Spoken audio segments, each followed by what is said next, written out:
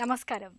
ఈరోజు సుఖీభవలో మెడ నొప్పికి ట్రాక్షన్ ఎప్పుడు, వైరస్ పై నేరుగా దాడి, ముక్కు టీకా, తెగిన గాయాలకు ప్రథమ చికిత్స ఎలా ఉండాలి, ఈసీజీ తేడాగా ఉంటే గుండె దెబ్బతిన్నట్టేనా, ఇంకా హెల్త్ టిప్. పడక సరిగా లేనప్పుడు, ఎత్తైన దిండును వాడినప్పుడు మెడంతా పట్టేసి ఇబ్బందిగా అనిపించడం మనకు అనుభవమే. అయితే ఇలాంటి మెడనొప్పి సాధారణంగా దానంతటా అదే తగ్గిపోతుంది. అయితే కొంతమందిలో మెడనొప్పి అనేది దీర్ఘకాలిక సమస్యగా మారుతుంటుంది. ఎన్ని ప్రయత్నాలు చేసినా మెడనొప్పి తగ్గకుండా వేధిస్తూ ఉంటుంది. ఇలాంటి పరిస్థితుల్లో మెడనొప్పిని తగ్గించడానికి కొంతమందికి డాక్టర్లు ట్రాక్షన్ పద్ధతిని సూచిస్తూ ఉంటారు. ట్రాక్షన్ పద్ధతిలో మెడను స్థిరంగా ఉంచడం వల్ల మెడలోని నరాలపై ఒత్తిడి తగ్గి మెడనొప్పి తగ్గే అవకాశం ఉంటుంది. మెడనొప్పిని తగ్గించే ట్రాక్షన్ విధానం గురించి ఇప్పుడు తెలుసుకుందాం.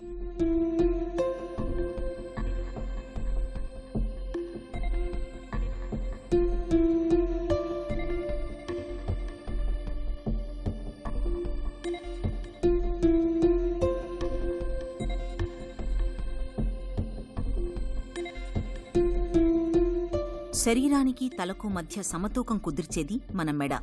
అందులో మెడలో ఏదైనా తేడా వచ్చినా, మెడనొప్పి వచ్చినా అది అటు పైకి తలవైపు, ఇటు కిందకు నడుము దిశగా చాలా ఇబ్బందులు మొదలవుతాయి.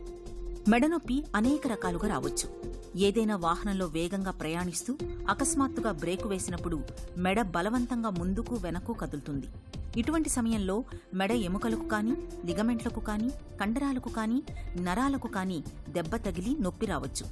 కొన్ని సందర్భాలలో మెడ ఎముకలు విరిగిపోయినప్పుడు లోపల ఉన్న వెన్ను నాడికి తగిలితే పక్షవాతం వచ్చే అవకాశాలు కూడా ఉన్నాయి.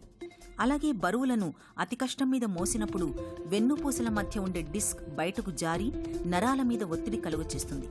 దీనివల్ల కూడా తీవ్రమైన నొప్పి వస్తుంది. ఇలాంటప్పుడు మెడనొప్పికి ట్రాక్షన్ వేస్తారు. మామూలుగా మెడలో నొప్పి వచ్చింది, చేతిలో నొప్పి వచ్చింది, అందరూ చెప్తారు స్పాండిలోసిస్ ఉందండి నాకు.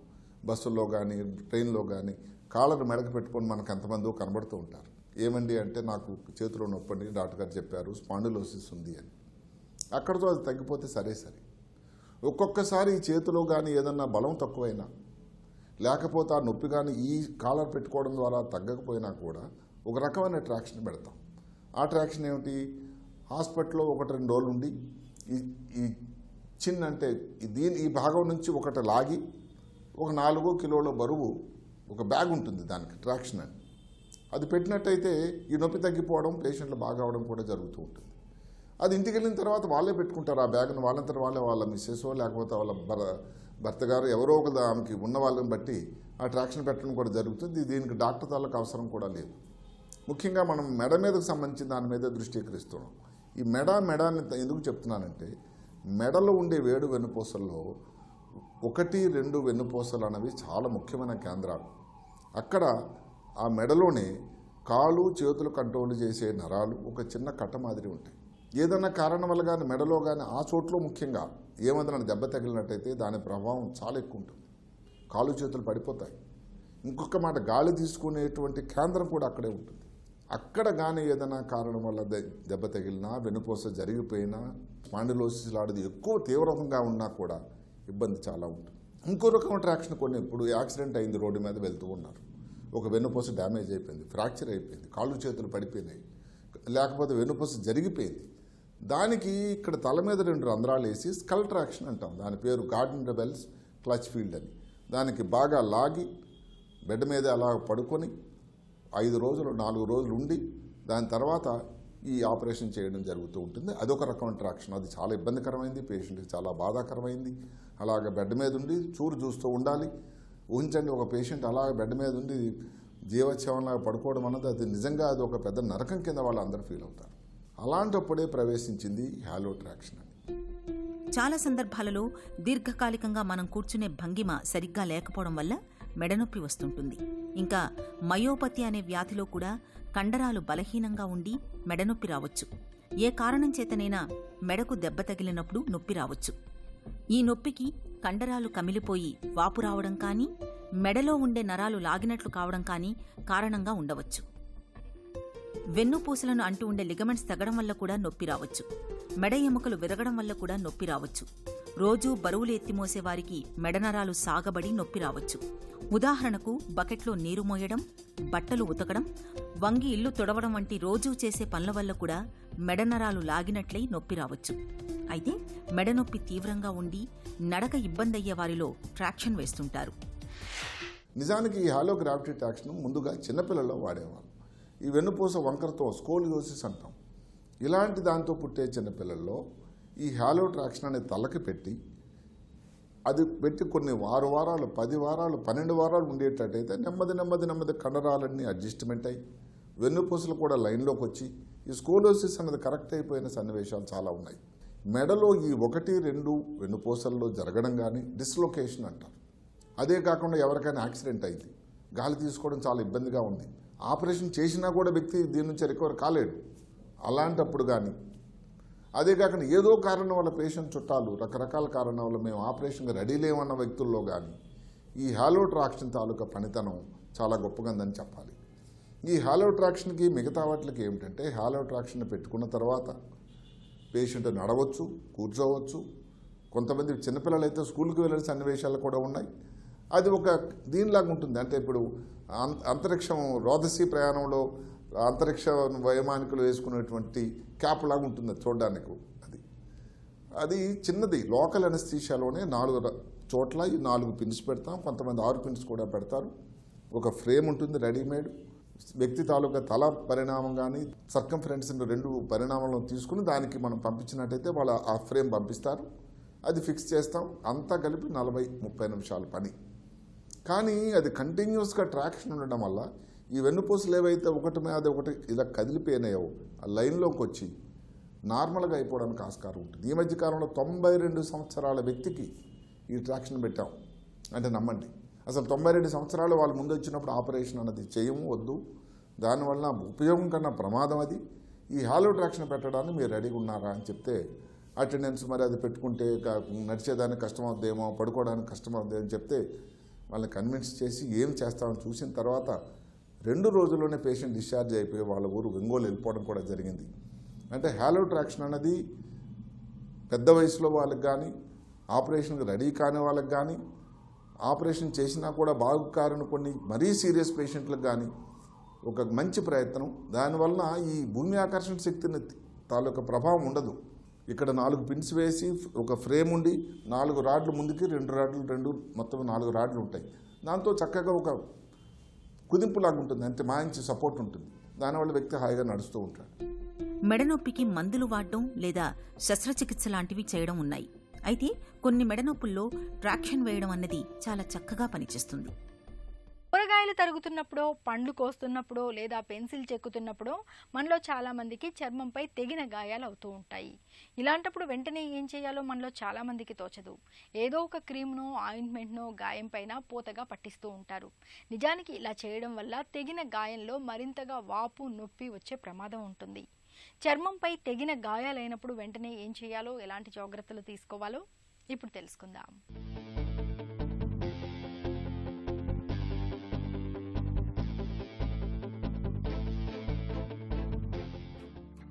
చర్మంపై తెగిన గాయాలైనప్పుడు ముందుగా గాయాల్ని నీరు లేదా సబ్బుతో శుభ్రంగా కడగండి. గాయం చుట్టుపక్కల చర్మంపై తేమ లేకుండా శుభ్రంగా తుడవాలి. ఆ తర్వాత గాయంపై శుభ్రమైన బట్ట ఉంచి బ్యాండేజీని కట్టండి. గాయానికి వాపు రావటానికి వీలుగా బ్యాండేజీని కొంచెం వదులుగానే కట్టాలి. తెగిన గాయం బాగా పెద్దగా ఉన్నప్పుడు గాజు ముక్క లేదా ఇతర ముక్కలేమైనా గాయానికి అతుక్కుని ఉన్నప్పుడు బలవంతంగా వాటిని తొలగించటానికి ప్రయత్నించవద్దు. అలా అతుక్కుని ఉన్న ముక్కను తొలగిస్తే గాయం తీవ్రంగా మారవచ్చు. గాయం నుంచి ఒకవేళ రక్తం ధారగా ఎక్కువగా కారుతూ ఉంటే గాయపడిన ప్రదేశాన్ని ఛాతీ కన్నా ఎక్కువ ఎత్తులో లేపి ఉంచండి.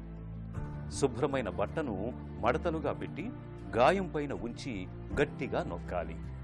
రక్తం కారటం ఆగిపోయేదాకా ఇలా చేస్తూనే ఉండండి. ఏదైనా మొక్కను గాని జంతు సంబంధ వస్తువులను గాని గాయం పైన పెట్టద్దు. వాటి వల్ల ఇన్ఫెక్షన్ సోకే అవకాశం ఉంటుంది. గాయపడిన వ్యక్తిని వెంటనే సమీపంలోని ఆసుపత్రికి తీసుకెళ్ళండి. తరచూ ఛాతీలో నొప్పి వచ్చిపోతున్నప్పుడు మనలో చాలామంది డాక్టర్ సలహా మేరకు ఈసీజీ తీయించుకుంటూ ఉంటారు.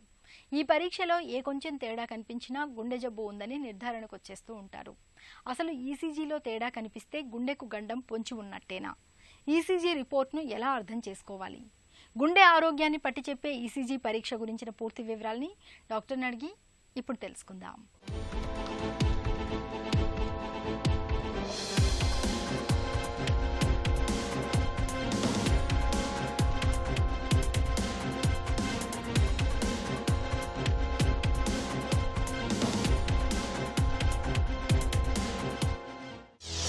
గుండెకు చేసే ప్రాథమిక పరీక్షలు బాగుంటే అంతా బాగున్నట్లేనా?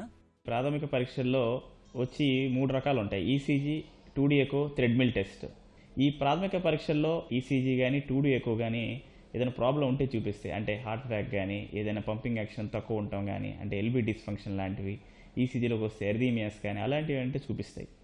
కానీ వచ్చే ఫ్యూచర్ ప్రిడిక్షన్ అనేది, అంటే లైక్ వచ్చే డ్యామేజ్ని మనకు చూపించవు ఈసీజీ ఎక్కువ కూడా. ఆల్రెడీ డ్యామేజ్ అయిన హార్ట్ వరకే చూపిస్తుంది. బట్ థ్రెడ్మిల్ టెస్ట్ వచ్చేది మనకేంటంటే ఫ్యూచర్ ప్రిడిక్షన్. అంటే ఫర్ సపోజ్ థ్రెడ్మిల్ టెస్ట్లో పాజిటివ్ వస్తే కనుక ఫ్యూచర్లో తనకి ఏదైనా హార్ట్ అటాక్ వచ్చే అవకాశాలు ఒక 80% దాకా ఉంటాయని మనకి సంకేతాలు అనమాట. సో జనరల్గా థ్రెడ్మిల్ టెస్ట్ అనేది కంపల్సరీ చేయించుకోవాలి. ఈసీజీ ఎక్కువ బాగుంది కదా అని చెప్పేసి మనం రిలాక్స్ అవ్వకూడదు. ఒకవేళ ఏమన్నా నిజంగా అవి హార్ట్ అటాక్ మార్పులు అయితే మాత్రం అవి కన్ఫర్మ్ చేసుకోవడానికి ట్రోపోనిన్ అనే టెస్ట్ కూడా చేయించుకోవాల్సిన అవసరం ఉంటుంది. సో జనరల్గా ఏదైనా మార్పులు ఉంటే ఒక డాక్టర్ని కన్సల్ట్ చేయడం ఇంపార్టెంట్. ఈసీజీలో తేడాలు కనిపిస్తే గుండె ఆరోగ్యం దెబ్బతిన్నట్లేనా? ఈసీజీలో మార్పులు చాలామందికి సహజంగా ఉంటాయి.